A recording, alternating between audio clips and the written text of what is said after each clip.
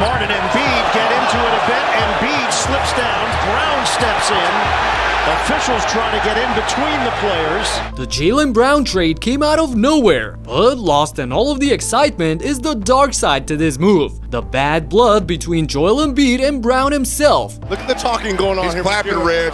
He's clapping, Reg. Yeah. Like, okay, you want some of this? But before we get into all of that, let's focus on the good things first. Boston Celtics have traded All-NBA star 2024 Finals MVP Jaylen Brown to the Philadelphia 76ers for Paul George, 2 first-round picks, and 2 second-round picks. The 76ers just pulled off the biggest heist of the offseason. To be able to switch Paul George, who many considered as one of the worst contracts in the league, into prime Jaylen Brown is absolutely mind-boggling. 2 first-round picks and 2 second-round picks along with him, that's nothing. We're talking about a premier superstar and a top 10 guy at the moment. Battle between Maxey and Celtics trying to take the lead with Brown! Oh my goodness! Wade coming over to help. He's doubled. 1 second left. Brown got it at the gun. Jaylen Brown can't miss. JB is essentially what PG used to be 7 years ago in OKC, playing at a true MVP level. On the Nets.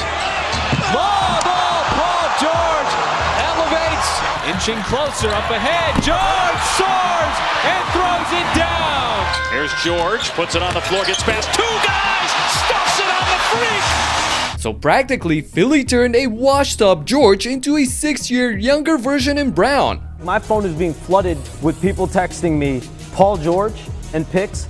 And so, again, that's not a knock on anything, but I think overall the Celtics were in a tough spot because once it's so out there around the league that Jaylen Brown is available for trade, it became a situation where you saw his value for whatever reason start to diminish. I don't understand this at all, to be honest. Yes, they offered him to the Bucks for Giannis, but since that deal didn't go through, I'm sure they could have found a mutual language to move on, right? I mean, we've all heard that Brown never asked for a trade, and he just finished off the best season of his career, literally carrying the Celtics on his back to the 2nd seed in the East. And after everything he did for the franchise, you do him dirty like that, selling him for a bag of peanuts? With all due respect, but at 36 years of age, after countless injury problems, it's pretty clear that PG is on the back end of his career. Heck, he missed 84 games out of 162 total in the last 2 seasons, so he'll probably play not more than 40. First of all, this is a sad day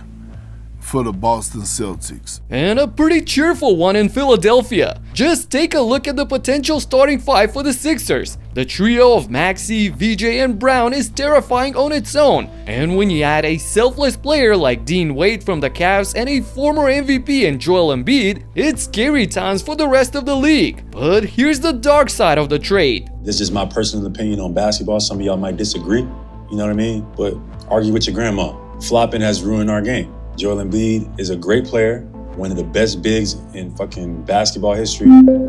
Flops. He know it. This ain't breaking news. Damn, Jaylen said this 2 months ago, and now they have to share the locker room. But that's not all. The two of them have a history of going back and forth at each other throughout the years battling in the Eastern Conference. It's going to be interesting to see if they can put their egos aside and coexist to compete for the ultimate goal. And you can be sure that it's going to be a championship or bust for the 76ers. And it's now or never for all of you as well to fight back against the big companies. Recently, a jury ordered Meta and YouTube to pay millions of dollars for their role in designing and promoting addictive platforms. They knew their apps can contribute to anxiety, depression, and body image issues, but did not share those risks while prioritizing profits. The recent history verdict underscores the consequences of those decisions. Now, Morgan & Morgan is stepping up to hold these platforms accountable for the harm they caused. Click the link in the description to take a short quiz. You may be entitled to a potential recovery of over $1,000. Lakers Twitter is in absolute shambles, and they're blaming Rob Pelinka for everything. After LeBron leaving, they lost Marcus Smart and Luke Kennard, but then replaced them with Quentin Grimes, Mamu Kelashvili, and Colin Sexton. All solid role players to play alongside Luka and Reeves. And then the Lakers did this. This is a very significant development and a home run for the Lakers because even though it cost them these 2 first-round picks, getting Walker Kessler is exactly the type of player that they needed to put alongside and behind Austin Reeves and Luka Doncic. The Lakers finally got Luka center of his taste. At 25 years of age, Kessler will be a double-double machine and a defensive anchor for LA. He's averaging 2.5 blocks per game for his career so far, and 2 seasons ago, he led the league in offensive rebounds at 4.5 per game. That's huge. Walker is definitely one of the rare big men in the league that can go up against Wemby and Holmgren, as the Lakers were pretty undersized against OKC and San Antonio last season. But this trio of Doncic, Reeves, and Kessler wasn't enough to convince Stephen A, and here's the bizarre reason behind it. Where the hell the Los Angeles Lakers think they going with a bunch of white dudes? Somebody had to say it, so I'm saying it. Your 3 top players are white dudes? Really? This ain't golf. This ain't baseball. Hell, it ain't even soccer. Anyway, hate and drama aside, the Lakers will have to find a replacement for Rui Hachimura, who's apparently leaving Hollywood as well. He's been by far their best 3-point shooter in the playoffs, so another 3-and-D guy will come in handy for Luka and his team. Kelly Oubre fits that description perfectly, but he already signed with the Pacers last night. That's gotta be fun. Kelly Oubre Jr. to the cup. Bounces it ahead to VJ. Lob. Kelly Oubre Jr. Forget the rim. Oubre, mid-range money. After an empty year of recharging batteries, Indy should be right back in the mix for the top seed in the East. Oubre is coming out of a career-best 36% 3-point shooting season, and alongside their fully healthy leader in Halliburton, an upgrade at the center position in Ivica Zubac, the rock-steady veteran Pascal Siakam, and the run-and-gun bunch of McConnell, Nembhard, Nesmith, and Toppin, the Pacers are not a team that you want to meet in the playoffs. Speaking of that, the Spurs are at the top of this category, and they just got better. They went out and snatched Tobias Harris from the Pistons, a guy that's been essential for Detroit's historic turnaround this season. Rebound Tobias. Tobias to the basket, slams it! Harris struggling late, excellent defense there. Harris is gonna have to take a tough shot, gets it off the top and knocks it down. Harris right down the lane.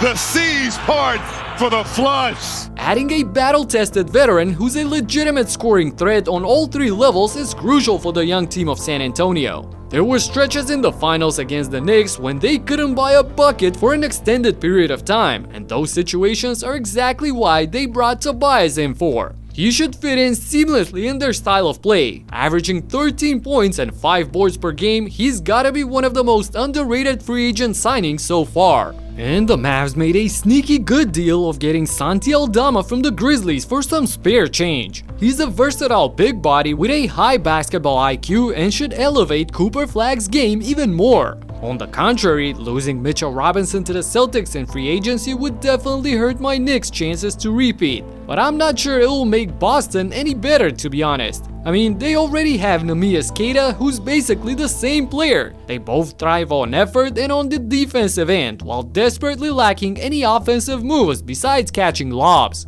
And Mike Conley will be happy to serve it up for them as he's moving over to Boston as well. Mike becomes only the 14th player in NBA history to play in 20 seasons, and someone who probably ended his NBA career too soon due to his own stupidity is Malik Beasley. 2 days ago, he was indicted on charges of sports gambling and fixing games. I made an entire video about that dark story and why I will never promote gambling on my channel. Click right here to check it out, and I'll talk to you in the next one. Peace out.